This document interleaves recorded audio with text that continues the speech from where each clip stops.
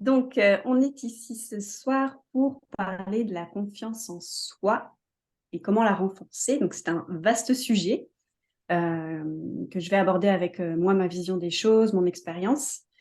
Et l'idée, c'est qu'à la fin de cette présentation, tu puisses repartir vraiment avec des clés de compréhension, mais aussi avec vraiment, voilà, que tu puisses repartir reboosté. Parce qu'on va faire une partie théorique déjà, donc je vais te donner quelques explications. Puis après, on va parler de design humain aussi, donc dans la théorie. Et à la fin, on va faire un exercice pratique corporel parce que je pense que c'est voilà, la meilleure façon qu'on peut au final, enfin, la meilleure façon pour vraiment intégrer les choses et que ça ne reste pas seulement au niveau mental. Alors, la confiance en soi, donc la confiance en soi, la définition classique qu'on a de la confiance en soi, c'est une perception de nous-mêmes. Donc ça peut être les perceptions qu'on a de nos compétences, ça peut être les perceptions qu'on a de nos ressources, de nos talents, et qui va nous permettre, sur lesquels on va s'appuyer pour gérer notre quotidien, gérer les situations dans notre vie et faire des choix pour aller vers ce qui nous inspire et vers nos rêves. Parce que sans confiance en soi, on ne peut pas aller vers nos rêves, on ne peut pas se créer la vie qui nous inspire. Je voulais vous parler aussi de la différence entre la confiance superficielle et la confiance profonde. Parce qu'on peut, je ne sais pas si vous avez déjà des cas où vous avez rencontré des personnes qui sont dans cette fausse confiance, c'est la confiance de l'ego, la confiance de quelqu'un qui peut écraser les autres, la confiance de quelqu'un qui va être sûr de lui en apparence, qui va être voilà, très affirmatif, mais qui en fait, ce n'est qu'une confiance de surface, c'est une confiance de la personnalité, de l'ego. Ce n'est pas la confiance profonde qu'on peut avoir dans notre cœur, dans notre âme, dans notre identité profonde. Parce que la vraie confiance en soi, c'est pas juste de dire qu'on n'a aucune peur, qu'on n'a aucun challenge, qu'on n'a pas de vulnérabilité, etc. Au contraire, la vraie confiance, c'est une confiance qui intègre tout ce qu'on est dans notre être en intégralité. Alors, la confiance en soi, c'est un vaste sujet, comme je disais, et c'est quelque chose qui va se développer au fur et à mesure tout au long de notre vie. C'est pas allez, ça y est, un jour, je me lève et ça y est, j'ai confiance en moi et tout va changer dans ma vie. Non, c'est la confiance en soi, c'est quelque chose, voilà, on peut être plus confiant, par exemple, dans certains domaines de notre vie et pas dans d'autres. C'est quelque chose qu'on va développer au fur et à mesure du temps et en fonction de nos objectifs, on va avoir besoin de aussi développer plus de compétences, plus de confiance en nous dans certains aspects de nous-mêmes.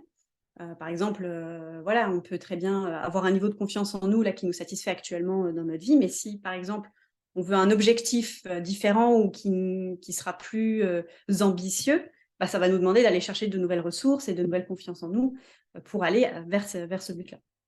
Donc, il y a toujours un autre niveau de confiance en soi à processer. Et c'est voilà, c'est un chemin, en fait. C'est pas un but. Et voilà, OK, ça y est, j'ai acquis et c'est terminé. Donc, voilà, c'est un chemin. Je crois que je vais allumer une lumière parce qu'on ne voit pas très bien. J'arrive.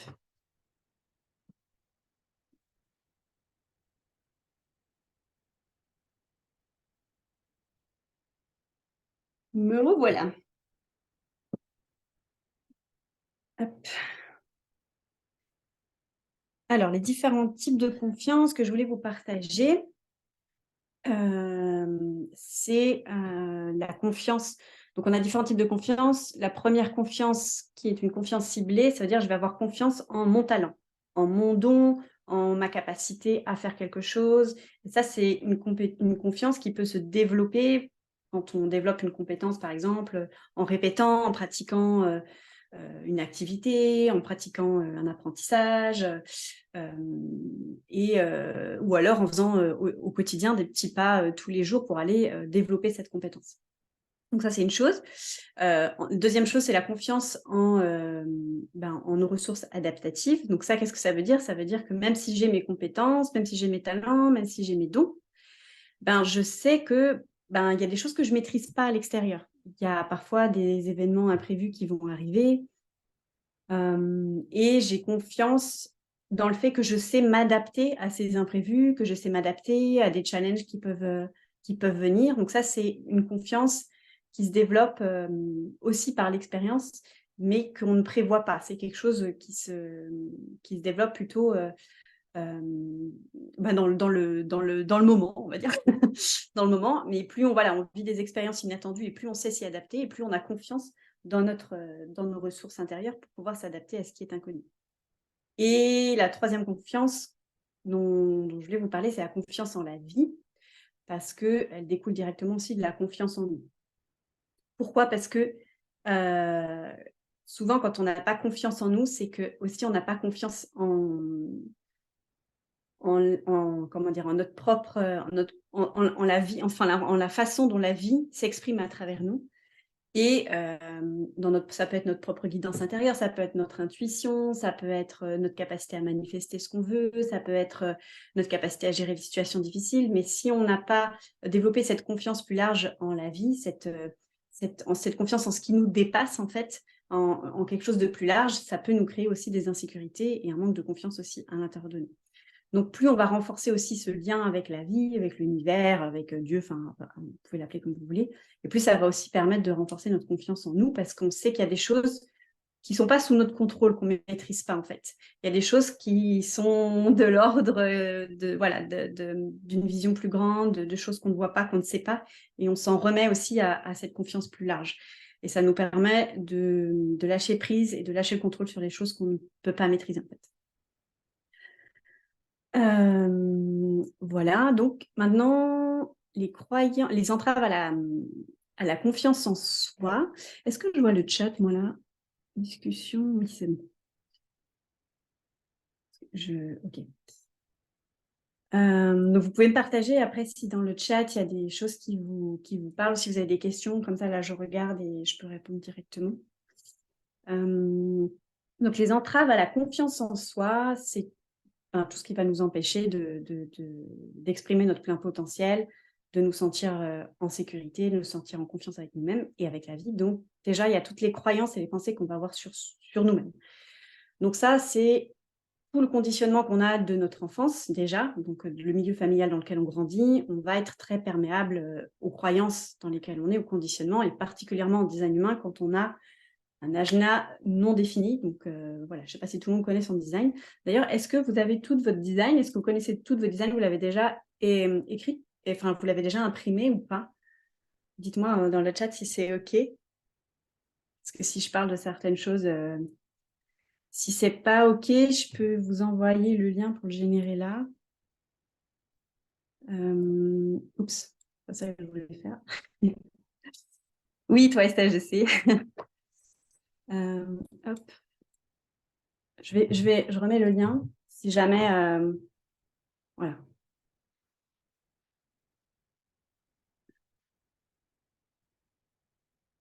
Qu'est-ce que j'ai fait? Alors, voilà. Je ne sais plus où je suis. OK, vous voyez toujours le PowerPoint?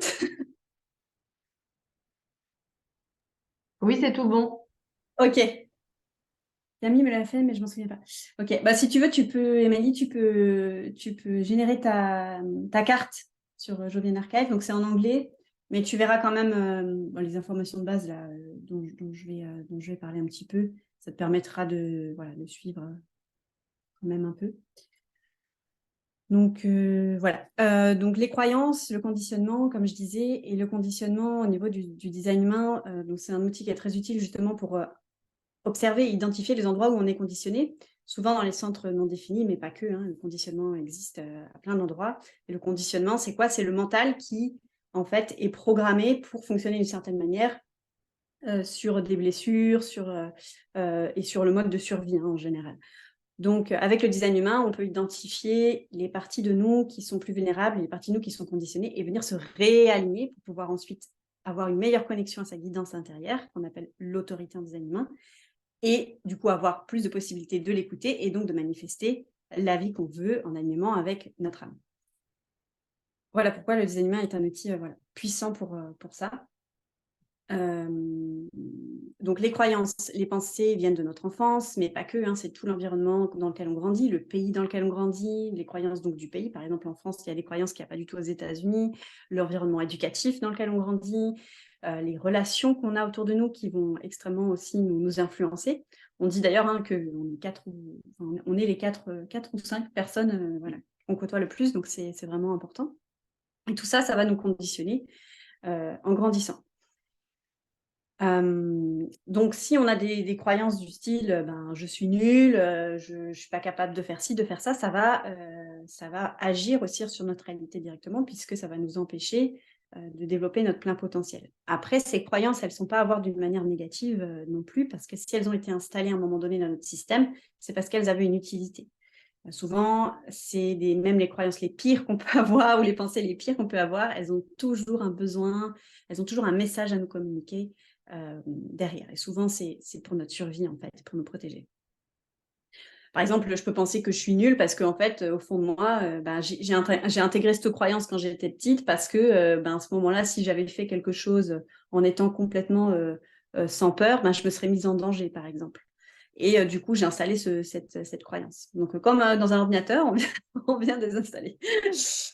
Ensuite, le besoin d'approbation extérieure.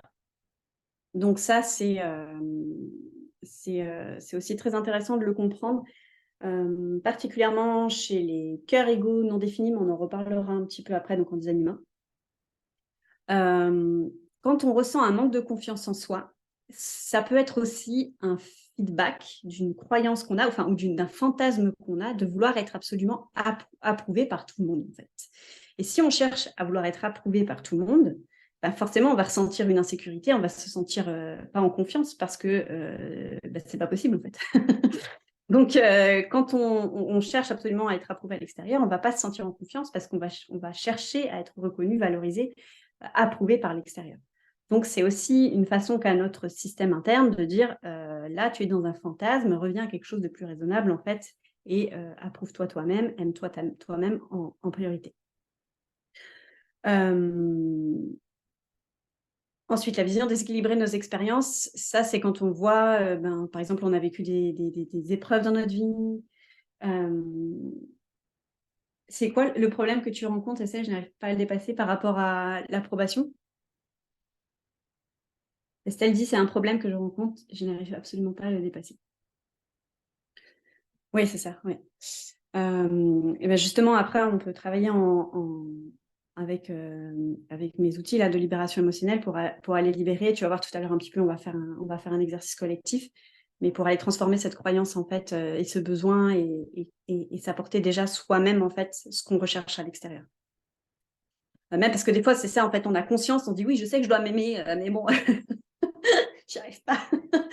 Parce que voilà, il y a plein de couches et de choses à aller gratter pour que vraiment ça puisse se mettre en marche, en fait.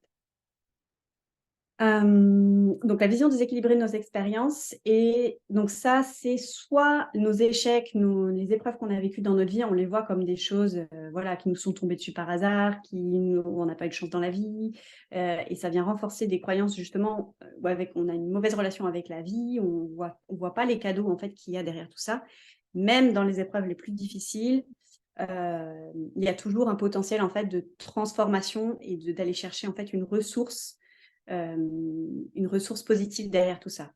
Plus le challenge il est gros, plus la souffrance elle est grosse, et plus il y a aussi un immense cadeau derrière tout ça quand on le transforme, quand on le dépasse.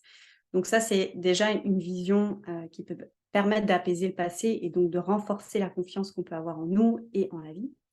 Et aussi, on peut avoir une vision déséquilibrée de nos succès, de nos réussites, et de ne pas les voir en fait, de ne pas voir notre évolution, de ne pas voir tout ce qu'on a réussi à faire jusqu'ici. On est tout le temps en train de dire ah mais je ne suis pas assez, j'ai pas confiance en moi, et ci et ça. Alors qu'en fait, on ne se rend pas compte qu'il y a des fois on a eu super confiance en nous dans notre vie. Il y a des moments où on a eu des succès, des moments où on a été dans une autre puissance, des moments où on a affirmé des choses, des moments où on a... Et en fait, ça, on a tendance à à l'oublier ou à pas le voir. Donc, c'est important aussi de savoir regarder ce qu'on réussit, en fait.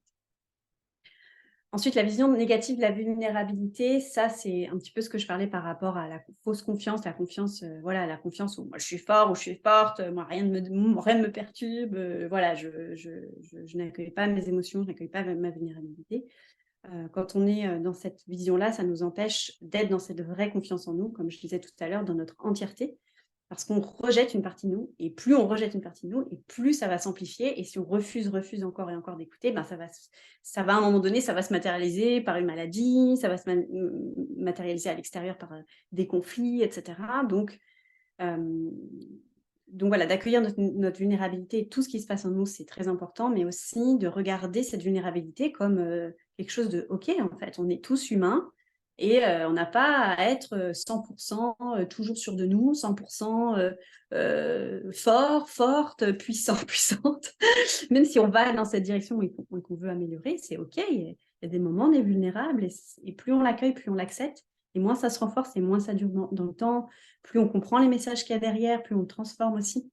Donc c'est très important d'accueillir tout ce qui se passe en nous. Le manque de foi en nos ressources adaptatives, c'est ce que je disais tout à l'heure, c'est quand on a l'impression que quand il y a un nouveau challenge qui se présente à nous, il y a quelque chose qui ne se passe pas comme on l'a prévu, tout d'un coup, ça y est, c'est la fin du monde, c'est la vie qui a une dent contre moi, j'ai pas de chance, c'est encore la faute de l'autre, etc. Donc là, c'est de se dire non, ok, je vis ça, qu'est-ce que je peux trouver comme ressource pour dépasser ça, qu'est-ce que je peux trouver comme solution, et se positionner comme solutionneuse, puisqu'il y a des filles, solutionneuse plutôt que comme victime de la situation. Donc voilà, ça c'est une question de mindset, hein, c'est vraiment, ok, il se passe ça, qu'est-ce que je peux faire, comment je peux faire pour résoudre la situation, parce que s'il y a un problème, il y a forcément la solution. L'univers, il n'a pas dit tiens, je vais envoyer que des problèmes et puis je mets pas les solutions, il se débrouille. Non, il y a toujours des solutions, sauf que le mental, lui, des fois, il a peur et il voit pas. Mais voilà, cette foi, elle est importante. Vivre une vie qui ne nous inspire pas, ça nous plombe notre confiance en nous, hein, ça c'est clair, parce que du coup on se dit mais voilà, je suis à côté de ma joie, de mes aspirations, j'y arrive pas, voilà. Donc c'est important aussi de s'autoriser à vivre ses rêves, déjà à connecter à ses rêves, de se demander voilà, quels sont mes rêves, puis après d'oser les mettre en mouvement et les matérialiser pièce par pièce, hein, petit peu par petit peu. Il n'y a pas besoin que ce soit des grands rêves ou des grandes choses, l'idée c'est d'aller dans cette direction. Le manque de foi en la vie et la croyance sur la vie, c'est ce que je disais tout à l'heure, ça nous empêche aussi voilà, de nous connecter voilà, à ce tout, en fait, et à se sentir soutenu par la vie, et de se dire que, en fait, voilà, tout tourne toujours en ma faveur, tout est là pour me soutenir, mais en fait, si on ne dit pas oui à la vie, elle vient pas nous soutenir, parce que si on dit non et qu'on est en résistance par rapport à la vie, en fait, on n'accueille pas en fait, ce soutien, on n'accueille pas oui, ce soutien, cet amour de la vie. Et les bénéfices secondaires à pas bouger, alors ça, c'est pareil, c'est au niveau des croyances aussi, mais je voulais faire un petit point là-dessus parce que des fois, on peut vouloir avoir plus confiance en soi, mais il peut y avoir des programmes dessous, des croyances du style « Ah, mais si j'ai plus confiance en moi, par exemple, je vais déranger mes proches. Je vais faire du mal à mes amis parce que moi, je vais être heureuse et pas elles. Je vais être critiquée, donc je ne suis pas sûre d'avoir vraiment envie d'avoir confiance en moi. » Voilà, ça peut être si j'ai confiance en moi, je vais avoir plus d'argent, donc je vais attirer de la jalousie. Voilà, ça peut être ce genre de choses. Et donc, du coup, au fond, en fait, on n'a peut-être pas trop envie d'avoir confiance en nous parce que derrière, il y a des peurs ou des insécurités, des croyances. Est-ce que ça vous parle, ça? Est-ce qu'il y a est-ce que vous avez aussi des croyances comme ça? Des fois, vous sentez que il y a des résistances au changement, ou à évoluer, ou à avoir plus confiance, ou d'aller vers une vie plus lumineuse pour vous. Je sais que moi, voilà, je travaille dessus, et des fois, j'en ai encore, je me dis, ah tiens, ça pop encore. Ah ouais, voilà. Donc, dites-moi si jamais. Voilà, donc, comme vous êtes à peu près tout au clair avec ça là-dessus, je pense, en travaillant avec Caroline ou d'être en contact avec moi, c'est que notre vie à l'extérieur, elle est le reflet de comment on se perçoit à l'intérieur. Parce qu'on est dans un jeu de miroir, et que la vie, son seul rôle, c'est de nous montrer qui on est, en fait. Et ça, c'est à travers nos expériences, à travers nos relations, à travers, peu importe, les synchronicités qu'on va vivre, etc. C'est toujours ce sur quoi on va focaliser notre attention, ou ce qui va nous arriver, c'est qu'il y a une résonance avec quelque chose à l'intérieur de nous. Donc, c'est génial parce que ça nous permet de voir les choses, parce que sinon, on ne verrait pas. C'est tout le chemin sur cette planète, hein. L'idée, c'est de se voir dans tout ce qu'on est. Des fois, c'est pas toujours agréable de voir certaines choses, mais voilà, c'est le cadeau de la vie, c'est de nous refléter, en fait.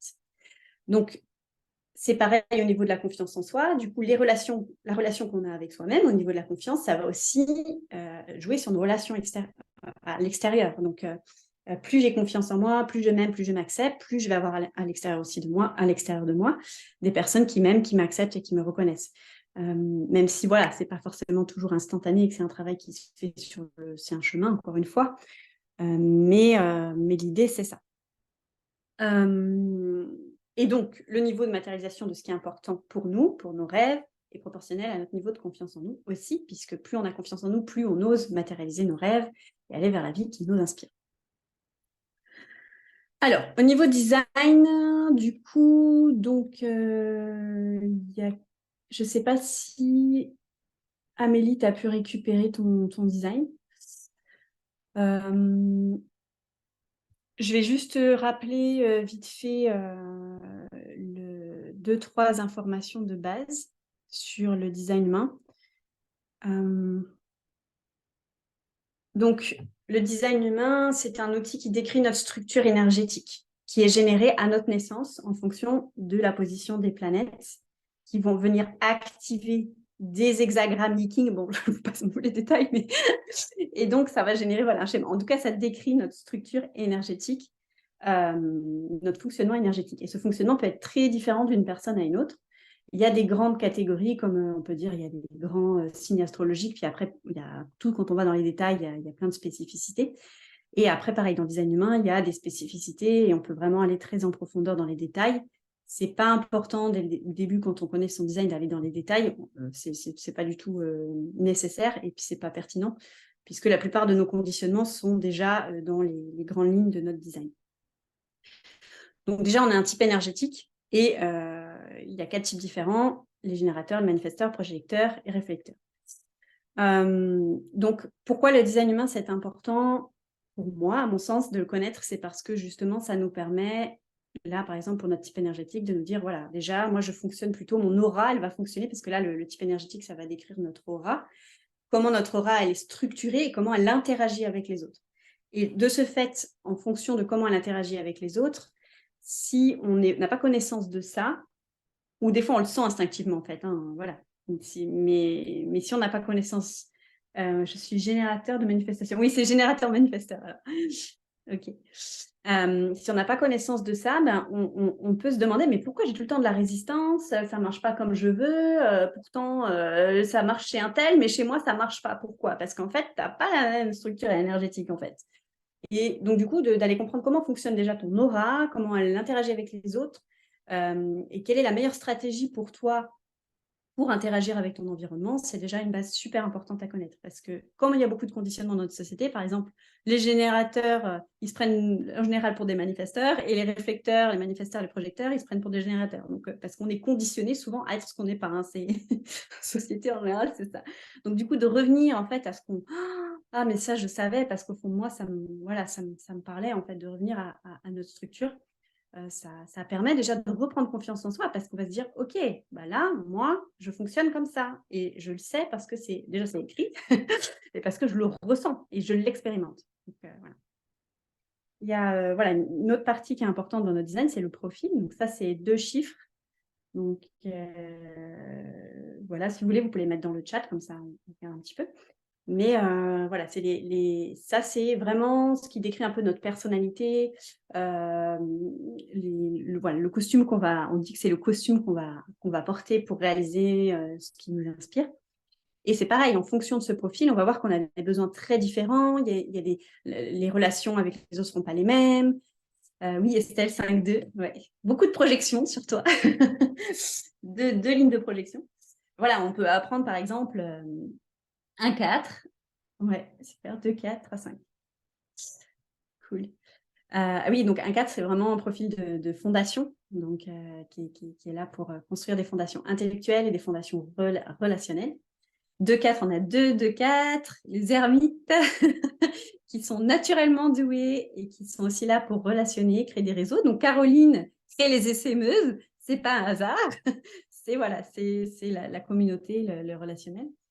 Et 3-5, Amélie, comme moi, du coup, c'est l'aventurière qui est là pour apporter des solutions pratiques et si possible universelles. Voilà, bon là c'est très résumé, hein, mais c'est l'idée. Et donc du coup, de connaître ça, ça permet de mieux aussi s'accepter, de mieux comprendre aussi notre vécu. Par exemple, les lignes 3, Amélie comme moi, on va vivre beaucoup d'expériences et parfois, ce n'est pas l'expérience toujours sympathique et on peut se prendre pas mal de murs parce que l'idée, c'est d'apprendre à travers l'erreur, l'échec pour pouvoir développer vraiment cette sagesse, cette expertise. Donc voilà, c'est quelque chose qui, s'il est mal compris, ça peut générer des croyances. Moi, j'y arrive pas, les autres, ils y arrivent plus que moi, la vie est dure, la vie est une dent contre moi, etc. Et donc, c'est important ah, mais ok, si j'ai vécu ça, c'est qu'il y a une raison. Et ça permet de se recadrer. Donc, connaître son profil aussi, ça permet aussi de mieux s'accepter, de mieux comprendre pourquoi on est fait, comment on est fait. Et les centres, donc là, je vous ai mis des exemples, je vous ai mis les centres. Les centres, ils peuvent être définis ou non définis. Définis, c'est quand ils sont colorés sur votre schéma, et non définis, c'est quand ils sont blancs. Quand ils sont définis, c'est quelque chose en toi qui est fixe, constant, que tu projettes vers l'extérieur. C'est une qualité, enfin une qualité, on dit des qualités, mais pas dans le sens qualité-défaut, dans le sens attribut, qui sont en toi et que auquel tu as accès de manière constante et que tu vas projeter vers l'extérieur, que tu vas diffuser à l'extérieur. Quand c'est non défini, c'est quelque chose que tu vas venir capter de ton environnement et amplifier. Donc, c'est là qu'on comprend que c'est dans ces endroits-là où on a le plus de vulnérabilité puisque ça vient de l'extérieur. Et en même temps, c'est là aussi où on a des super pouvoirs parce que c'est là où on va développer de la sagesse, c'est là où on va pouvoir capter les choses de l'extérieur, on va pouvoir comprendre l'autre aussi. Donc, c'est des endroits qui sont aussi très intéressants. Il n'y a pas de bien, pas bien, c'est juste différent en fait. Donc, connaître ces centres non définis et définis, ça aide aussi à mieux se comprendre et à avoir plus confiance en soi aussi. Voilà. Donc, je vais parler, là, pour l'estime de soi, on ne va pas faire tous les centres, parce que sinon, on n'en aura pas pour trop longtemps. Mais voilà, au niveau du cœur ego, c'est un centre qui est très important parce qu'il gère l'estime de soi. Donc, ce n'est pas un centre qu'il y a chez les animaux, par exemple. C'est vraiment un centre qui est très spécifique aux humains. Ça n'existe pas chez les plantes, ça n'existe pas chez les animaux. Parce que, voilà, c'est vraiment... Il nous individualise en tant qu'esprit, on va dire. Même si les animaux, ils ont aussi un esprit, mais là, c'est vraiment du côté de la personnalité, de l'ego. Et donc, ce centre, il gère l'estime de soi. Donc, il va être très important de le checker un petit peu parce que c'est là où il y a beaucoup de conditionnement au niveau de ce centre dans notre société, puisque la volonté, il gère aussi la volonté, la motivation, la détermination. Et ça, c'est des choses qui sont très, très valorisées dans notre société. L'idée de la motivation, allez, si tu veux quelque chose... tu peux, quand tu veux, tu peux. Voilà. Et quand les cœurs égaux non définis qui n'ont pas accès à cette énergie de manière constante, ils peuvent se dire, mais moi j'ai un problème en fait, pourquoi je ne ressens pas cette motivation, moi. Et ça peut jouer sur l'estime de soi. Donc, le cœur égaux non défini, du coup, il va se comparer souvent aux cœurs égaux définis qui, eux, ont une plus de force de volonté. Par exemple, moi, il y a 10 jours, là, j'étais au séminaire de David Laroche, pour ceux qui m'ont un peu suivi sur les réseaux sociaux. David Laroche, il a le cœur égaux défini. Et ça se sent parce que c'est vraiment quelqu'un qui va motiver les foules, justement donner cette détermination, cette volonté, cette motivation aux personnes à qui il parle. Mais dès que moi j'ai le cœur égaux non défini, et moi je sors de son champ, bouf, ça retombe. Ça ne veut pas dire que je ne peux pas créer ce que je veux, mais ça ne sera pas à partir de cette énergie comme ça, là, de coach, en fait. Ça va partir d'autres espaces à l'intérieur de moi. Donc, c'est important, ça aussi, de le comprendre. Et que du coup, un cœur égaux non défini, s'il s'en veut de ne pas être motivé, s'il se sent... s'il se compare trop aux autres, il va se sentir jamais assez bien, en fait. Ça, c'est vraiment le conditionnement du cœur égaux non défini. Et du coup, si toi, tu as un cœur égaux non défini, je ne sais pas si vous voulez partager. Oui, toi, tu as un cœur égaux défini, Caroline. Donc, c'est ça, c'est la coach, quoi.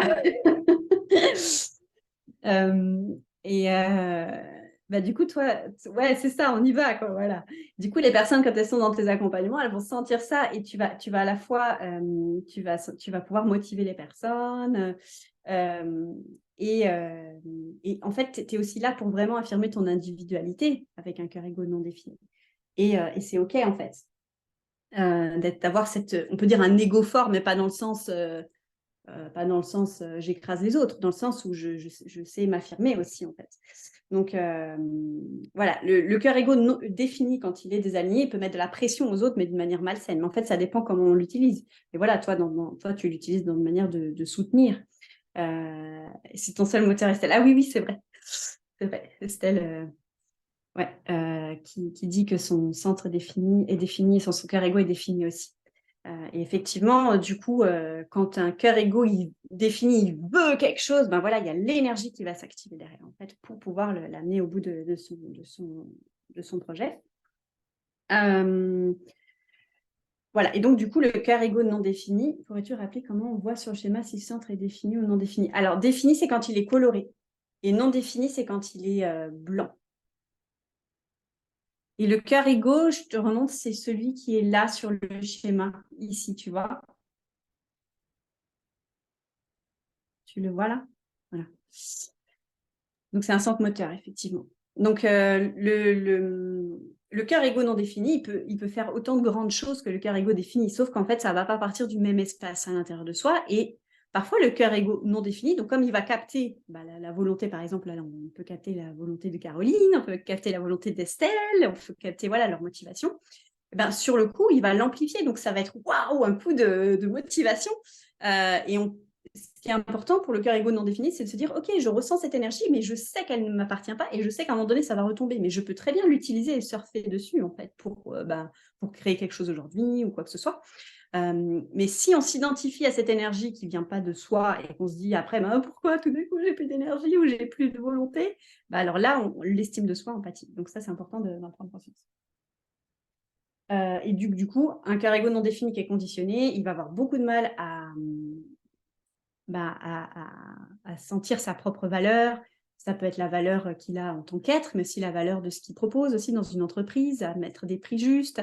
Voilà, il peut chercher du coup à prouver sa valeur dans le but de se sentir reconnu par l'extérieur. En faisant des promesses qui ne sont pas alignées, s'engageant dans des relations qui ne sont pas alignées, en s'engageant dans des projets qui ne sont pas alignés, parce qu'il veut prouver sa valeur, soit à lui-même, soit à d'autres personnes, en fait. Donc voilà, ça, c'est un conditionnement. Voilà, si ça vous parle, dites-moi.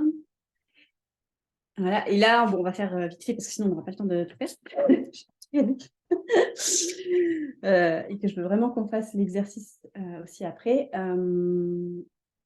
Voilà, donc d'autres centres où on peut avoir aussi des conditionnements qui jouent sur l'estime de soi. En fait, c'est dans tout, dans le schéma corporel, il y a des choses qui vont venir impacter notre estime de nous. Mais là, je donne quelques exemples pour que vous puissiez commencer à cheminer un petit peu avec ça. Le centre G, donc lui, c'est celui-là qui est au milieu, là, ici. Le centre G, lui, il régit l'amour. Mais alors là, on n'est plus dans l'estime de soi au niveau du cœur égo, qui est une estime au niveau plutôt de la personnalité, au niveau de notre vie ici maintenant.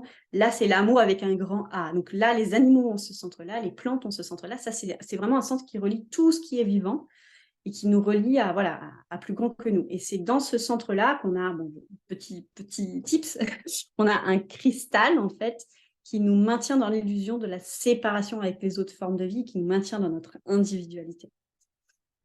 Donc, quand on a un centre G qui est non défini, c'est un centre G qui va sentir la personnalité des autres, qui va sentir leur identité, qui va sentir leur façon d'aimer aussi. Et quand il est conditionné, ce centre G, il peut se perdre lui-même, ne pas savoir qui il est, parce qu'il va être très sensible aux personnalités des autres, il va les refléter en fait.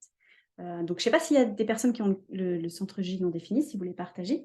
Mais voilà, si tu as un centre G non défini, tu peux facilement t'adapter aux personnalités des autres. Et même des fois, toi, tu as l'impression de changer de personnalité, puis tu te dis, mais qu'est-ce qui m'arrive?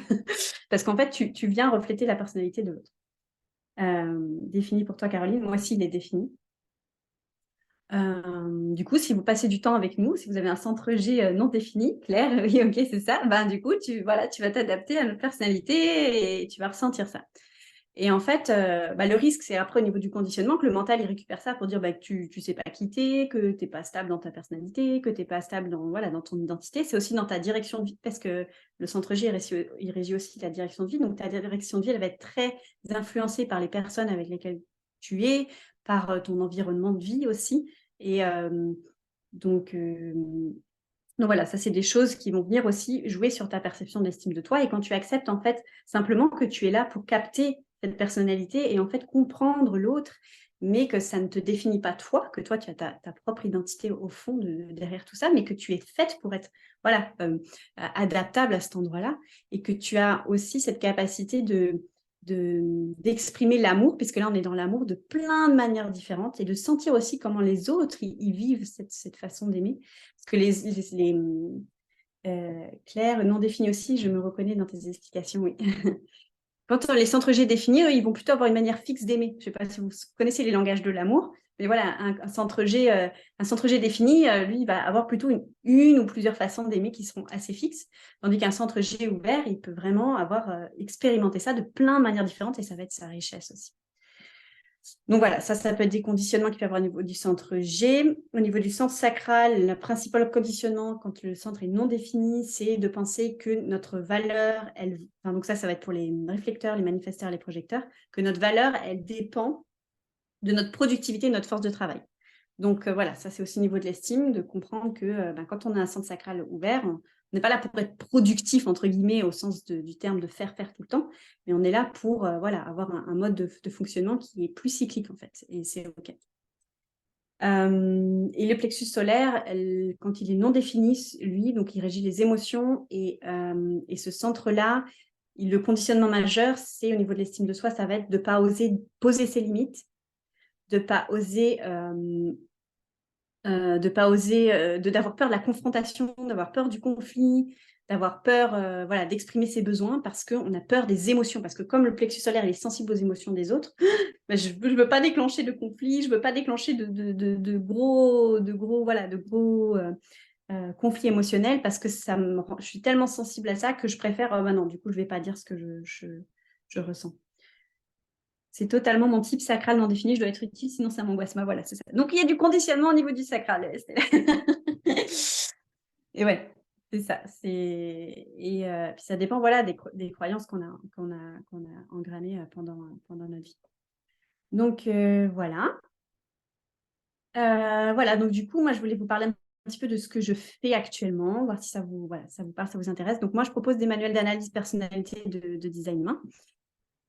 Donc là, il y a tout dans ce manuel au niveau du type de l'autorité. Donc l'autorité, c'est notre manière de prendre des décisions. Le profil, comme je vous en ai parlé, tous les centres définis.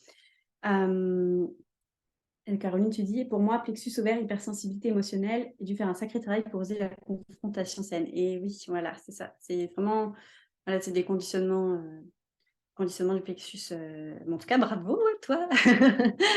C'est super. Donc oui, les manuels, donc je les fais en PDF ou en papier. Donc moi j'ai mis voilà, j'ai mis vraiment le temps de les créer pour qu'ils soient vraiment de qualité avec des explications approfondies. Il y a des tableaux pour chaque partie pour vérifier justement ton degré d'alignement sur ton centre, sur ton type, ton autorité, que tu puisses toi t'évaluer. Ensuite, il y a des questions pour que tu puisses t'introspecter sur cette partie. Il y a des astuces pratiques et il y a ma petite touche naturo qu'il n'y a pas dans d'autres manuels. Ça, c'est mon petit truc. Je travaille beaucoup avec les fleurs de bac et je trouve que voilà, dans mes accompagnements, je les utilise pour aussi justement venir déconditionner, réharmoniser au niveau émotionnel. Donc voilà. Et sinon, je propose des séances, donc au moins 2 séances. Donc moi, je suis manifesteur. Donc ce que je veux, c'est vous aider à passer à l'action, c'est vous aider vraiment à impulser un changement dans votre vie, qu'il soit petit ou grand, peu importe, mais vraiment l'idée, c'est d'avancer.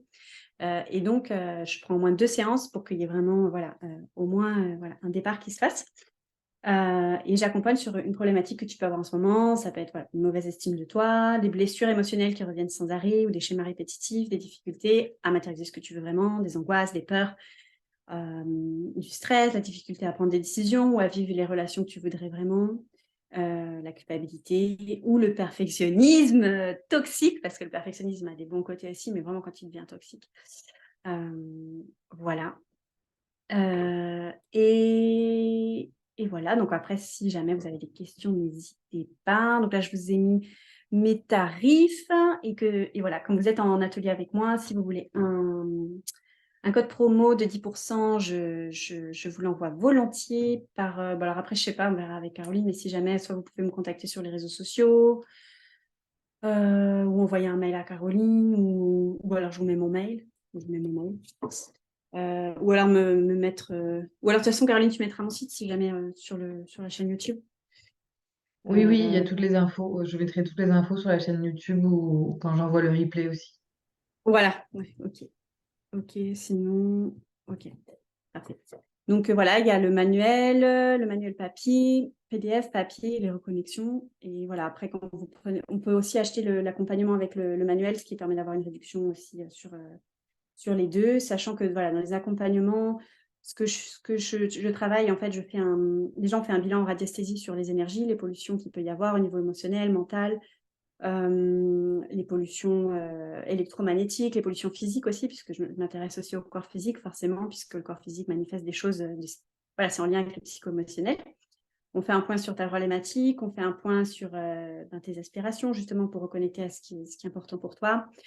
On fait, après, on regarde ton design humain, et moi, je me focalise vraiment sur l'endroit prioritaire pour toi réharmoniser, parce que mon but, le design humain, il y a beaucoup d'informations, et le but, c'est pas de tout comprendre, tout intégrer tout de suite. En tout cas, le manuel, ça te permet d'avoir une base écrite sur tout ça, mais dans les séances, je vais vraiment venir me focaliser sur ce qui est vraiment important pour toi par rapport à ton problème pour qu'on puisse le résoudre, en fait. C'est ça l'idée. Donc ça, c'est ma ligne 5 qui parle. Voilà, moi, je veux résoudre des problèmes. Et du coup, voilà, je me focalise là-dessus sur ton design humain. Je t'explique voilà, les conditionnements à cet endroit-là, comment tu peux te réaligner. Et après, on fait un exercice de libération émotionnelle, là, que vous allez expérimenter un petit peu avec moi. Mais on va vraiment en profondeur dans les croyances pour aller libérer les croyances, retransformer les croyances. Et après, tu reçois en PDF voilà, des actions à faire, tu as des conseils en naturopathie, tu as des conseils en design humain. Voilà, je crois que j'ai fait à peu près le tour. Et après, on refait une séance de points après. Voilà, donc on va passer à la pratique. Donc déjà, là c'est la dernière slide, juste avant que j'arrête cette slide. Est-ce que vous avez un papier, un stylo? Ça serait bien juste pour... Oui, c'est bon pour moi. C'est bon? Ok, 2 secondes.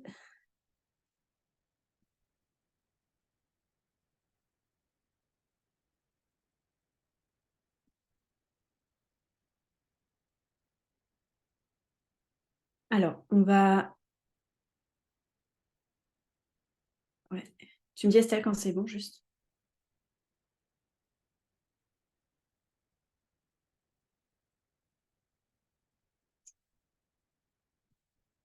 Donc là, ce qu'on va faire, c'est parce que comme je disais tout à l'heure, la confiance en soi, c'est vraiment quelque chose de très vague. Enfin, la confiance en soi, peut-être pour toi, Claire, ça sera autre chose que pour Amélie, que pour Caroline, que pour Estelle, voilà. Donc, le cerveau, il a besoin de quelque chose de concret, en fait. Parce que si on lui dit, je veux avoir plus confiance en moi, il va être là, non mais je ne sais pas ce que ça veut dire, moi, en fait.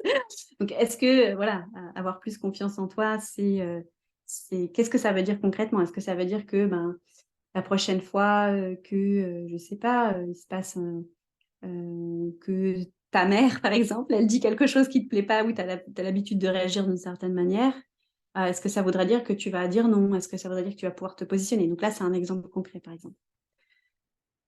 Ok, Estelle. Donc voilà, donc là, l'idée, c'est là de vous concentrer sur maintenant, dans quel domaine, dans quel domaine de votre vie vous vous sentez le moins confiante en ce moment. Donc déjà, on va chercher dans le domaine et après, on va aller creuser.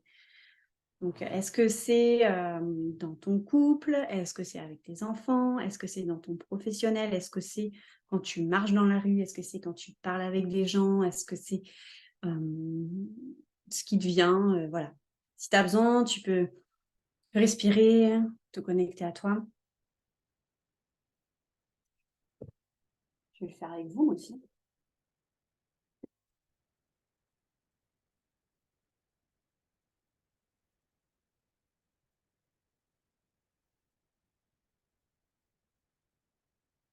Et après, une fois que vous avez le domaine, vous allez visualiser comment ça serait concrètement d'avoir plus de confiance dans ce domaine-là. Comment tu le verrais? comment comment tu le visualiserais pour aller creuser un petit peu plus précisément sur ce que tu veux matérialiser en fait. Est-ce que ça serait voilà, d'oser dire non? Est-ce que tu dois dire non? Est-ce que tu dois ne pas être déstabilisé dans une situation qui te déstabilise actuellement? Est-ce que tu dois être plus sereine dans une situation où d'habitude tu as beaucoup peur? Est-ce que tu vois que cette future version de toi, comment elle est? On dit futur, mais en fait, c'est déjà à l'intérieur de nous, hein, c'est juste qu'on a besoin d'y accéder, puisque tout est ici, mais voilà, c'est qu'il y a besoin de défaire des conditionnements. Et comment tu vois, en tout cas, on va dire, voilà, pour le cerveau dans le futur, comment tu te vois?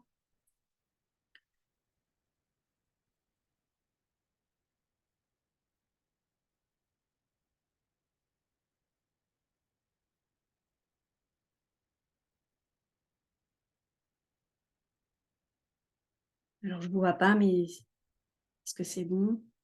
Si vous voulez partager avec moi ou mettre dans le chat si vous avez des questions, il n'y a pas de souci. Ou si vous voulez, si vous vous demandez si c'est bon, je suis là aussi hein, pour vous aider.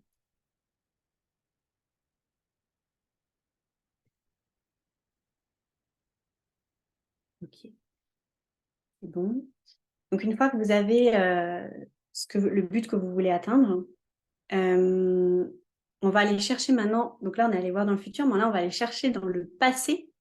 Donc ça, c'est juste pour chanter le mental qui dit ouais, mais moi, je ne sais pas encore faire ça, je ne sais pas faire ça. Mais en fait, c'est pas vrai. Il y a toujours en fait un moment dans le passé où on a déjà eu cette compétence en fait. Alors pas forcément de la manière dont toi tu l'imagines exactement, mais d'une manière voilà, peut-être différente. Par exemple, si je m'imagine vouloir être complètement sereine dans une conférence devant 100 personnes, j'ai peut-être jamais fait de conférence devant 100 personnes, mais peut-être que j'ai déjà été à l'aise à l'oral à d'autres moments où, avec des amis, avec des inconnus, ou peut-être que j'ai fait des choses dans mon passé voilà, où j'avais cette fluidité, cette aisance, où j'ai su en fait aller chercher cette compétence en moi. Et si vous avez du mal à trouver, c'est souvent parce que le mental, il résiste. Il va dire: «Mais non, qu'est-ce que tu dis?» Et en fait, il y a toujours des petites choses qu'on peut aller chercher. Donc, il faut trouve au moins un exemple d'une fois où tu as déjà eu cette compétence d'une autre manière, parce que ça sera forcément d'une autre manière. Donc que ce soit, voilà, avec une autre personne, dans un autre contexte. Voilà. Ou que tu avais pas le même objet, mais tu parlais pas de la même chose, mais voilà, tu avais cette compétence, en fait.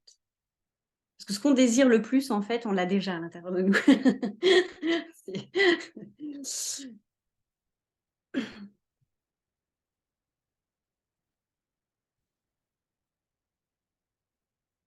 peut-être quand tu étais enfant, tu avais cette faculté de parler facilement. Là, je prends l'exemple de parler facilement devant des inconnus, mais c'est que peut-être que quand tu étais enfant, tu as eu un moment où voilà, tu as eu cette compétence. Voilà, donc vous me dites quand c'est bon. Et après, on va revenir à... Ok.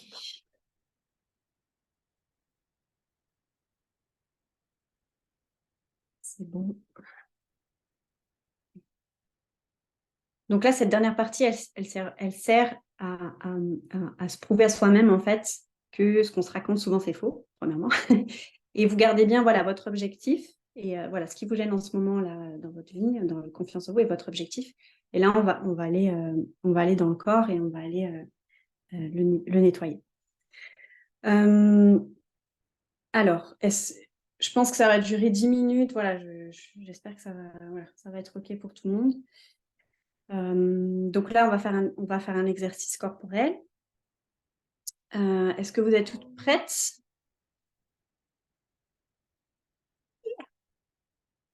Yes.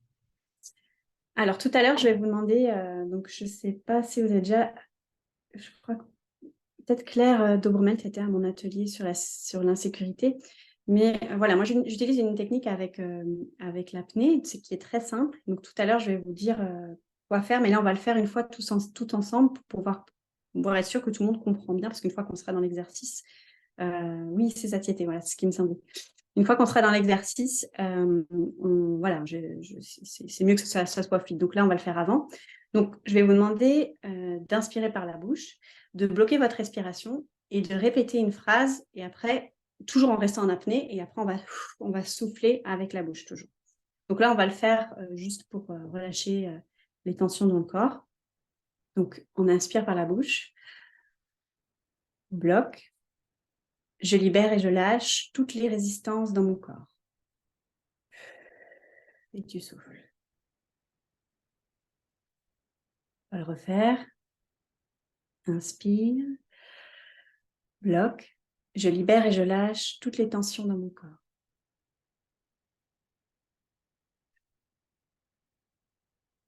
Donc, l'idée, c'est de répéter intérieurement. Il n'y a que moi qui le dis avec la voix. Et plus on met de conscience dessus, plus c'est efficace aussi. Est-ce que tout le monde a compris juste le principe de ça?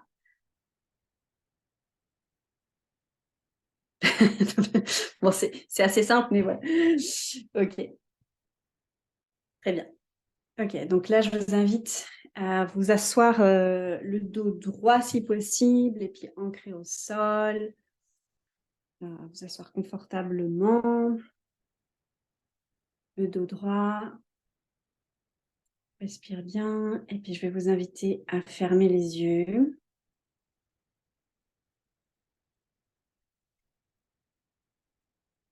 Et à vous connecter, à imaginer au-dessus de vous, à vous connecter au ciel, à quelque chose, à une source spirituelle qui vous est chère. Ça peut être Dieu, ça peut être la source, ça peut être la vie, ça peut être l'univers, ça peut être ton âme, ça peut être tes origines galactiques, ça peut être peu importe, quelque chose, une figure spirituelle, quelque chose qui t'inspire, quelque chose qui te soutient.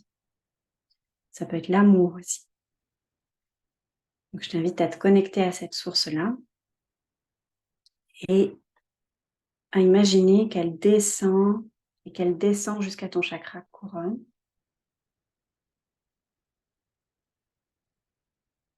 Qu'elle remplit ta tête de tout son amour, de toute sa lumière. Et que là où elle passe, elle détend les muscles, elle détend les tensions. Donc, ton front se détend. Les tensions autour de tes yeux se détendent. Les muscles de tes joues. Le cou. Et elle continue de descendre. Les épaules se relâchent. Elle va dans les deux bras, les avant-bras.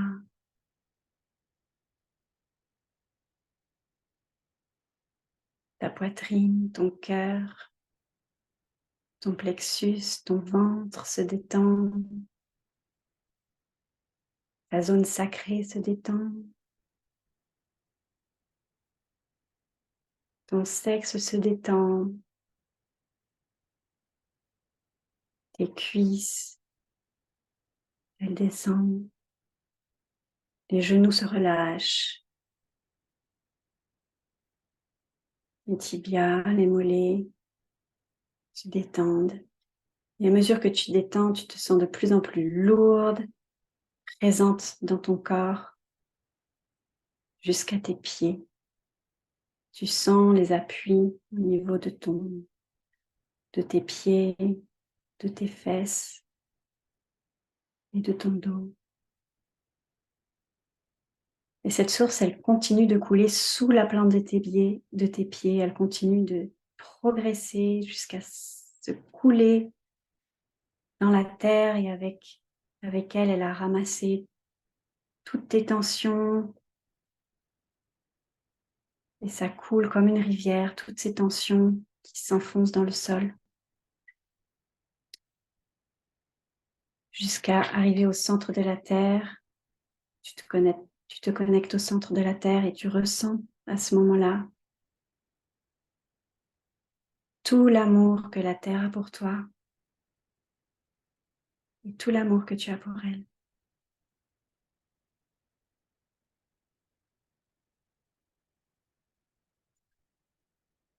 Tu peux ressentir à ce moment-là comme tu es accueilli par la terre, comme tu es accueilli par ta source spirituelle, comme tu es aimé, comme tu es maintenant, que tu es assez,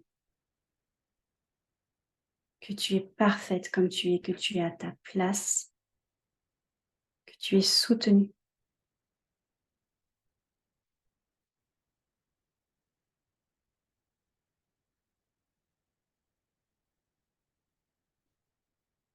Et maintenant que tu es détendu, que tu te sens en sécurité, que tu te sens aimé,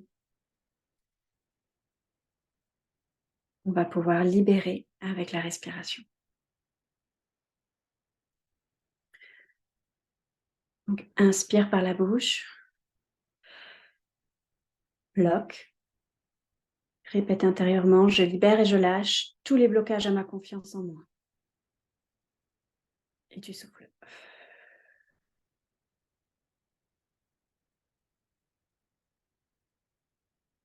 Inspire, bloque, répète intérieurement, je libère et je lâche toutes les pensées négatives que j'ai envers moi-même. Et tu souffles.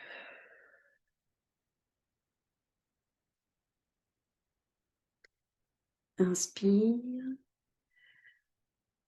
bloque, je libère et je lâche le sentiment de n'être pas assez ou d'être trop.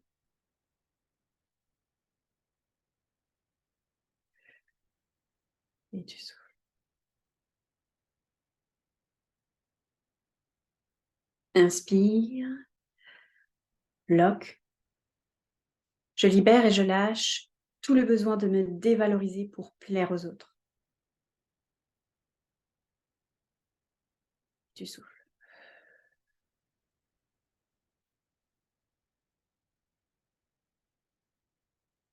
Inspire, bloque, je libère et je lâche toute la colère et la tristesse d'avoir abandonné ma confiance en moi. Tu souffles.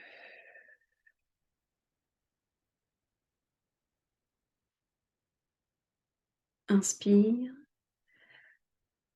bloque, je libère et je lâche toute la tristesse face au manque de confiance de mes parents en mes capacités.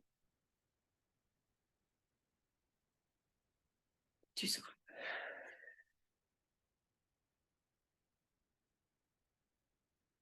Inspire, bloque, je libère et je lâche toute la peur de l'échec.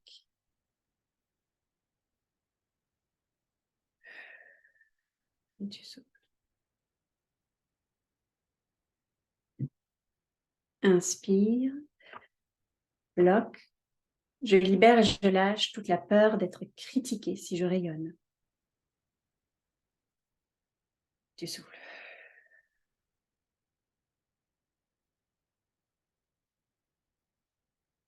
Inspire, bloque, je libère et je lâche toute la peur d'être rejetée par les autres si je prends pleinement ma place.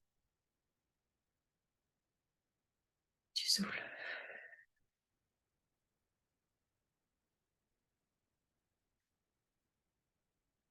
Inspire, bloque, je libère et je lâche le besoin de porter un jugement sur moi-même ou sur autrui. Et tu souffles.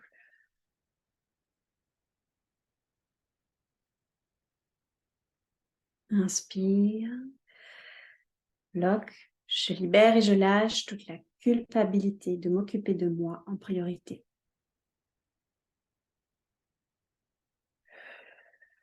Et tu souffles.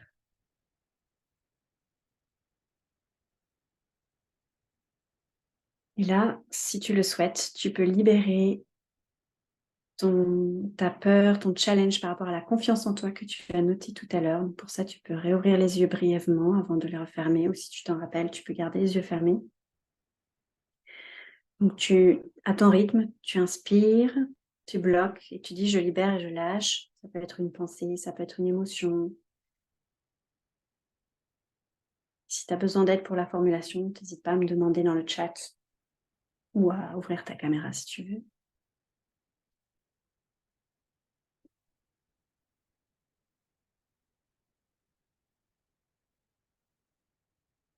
Quand c'est bon, faites-moi un pouce ou un OK, comme ça je sais que c'est bon.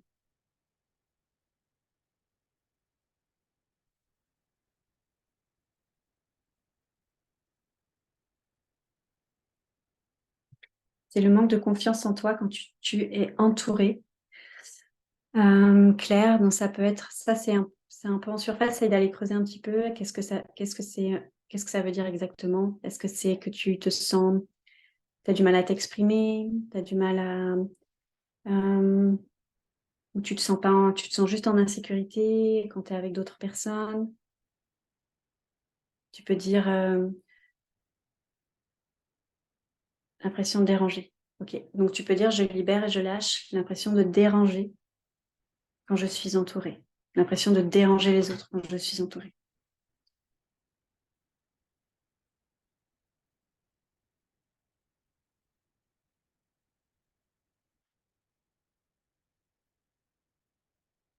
Ok, alors je sais pas si Caroline et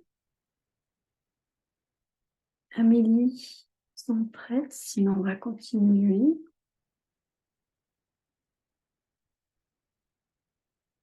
Et donc là, tu peux refermer les yeux une fois que tu as libéré ce que tu avais besoin de libérer. Et là, on va venir re-remplir. Donc c'est la même technique, sauf qu'on va dire les choses différemment.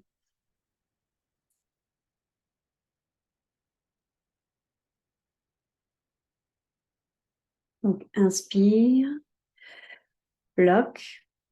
Waouh, merci, j'adore accueillir et intégrer l'amour de moi-même.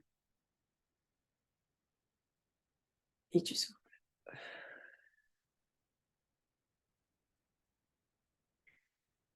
Inspire, bloque. Waouh, merci, j'adore intégrer l'appréciation de mes capacités. Et tu souffles.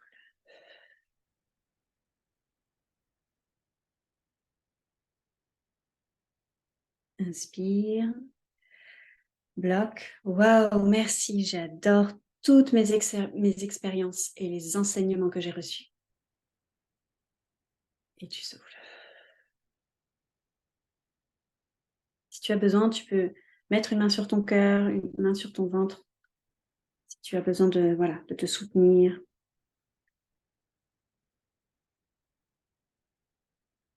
Inspire, bloque. Waouh, merci, j'adore me sentir en sécurité et divinement protégée. Et tu souffles.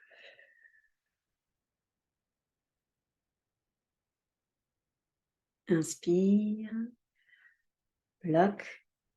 Waouh, merci, j'adore faire du mieux que je peux chaque jour.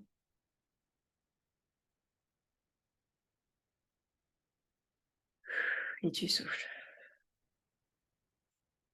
Inspire, bloque. Waouh, merci, j'adore reconnaître de plus en plus tout ce dont je suis capable. Tu souffles.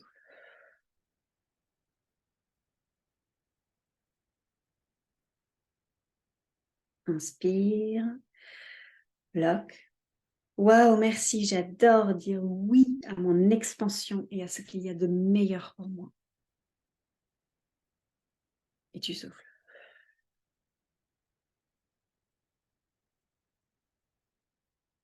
Inspire, bloque. Waouh, merci, j'adore avoir de plus en plus confiance en moi chaque jour.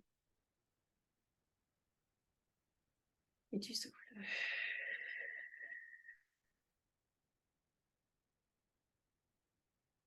Inspire, bloque. Waouh, merci, j'adore être bienveillante et indulgente avec moi-même.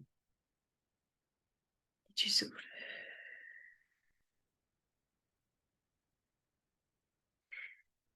Inspire, bloque. Waouh, merci, j'adore reconnaître de plus en plus toute ma lumière. Et tu souffles.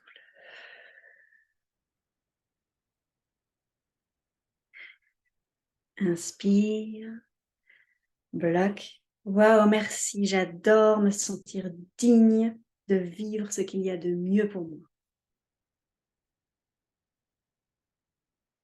Tu souffles. La dernière. Inspire.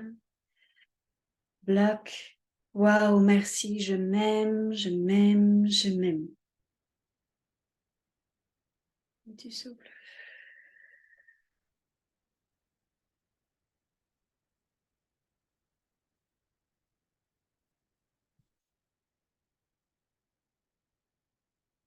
Tu le sens, tu peux réouvrir tes yeux doucement, tirer un peu. Et oui, et aussi tu peux remplir avec ton message personnalisé, j'ai oublié. Ton message personnalisé sur voilà, ce que tu veux atteindre, donc ton futur toi, comment il est. Tu peux dire waouh, merci, j'adore faire ça, être ça, me sentir comme ça, si tu veux. Donc là, je te laisse remplir avec, avec ta problématique et ton futur radieux.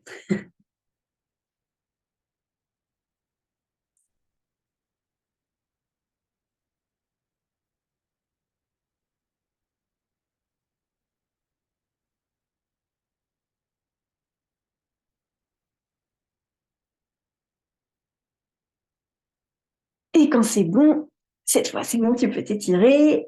Ah, bouger un peu ton corps,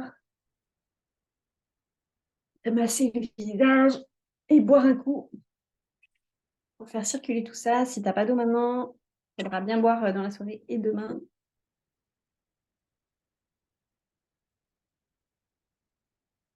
Alors, dites-moi comment ça va.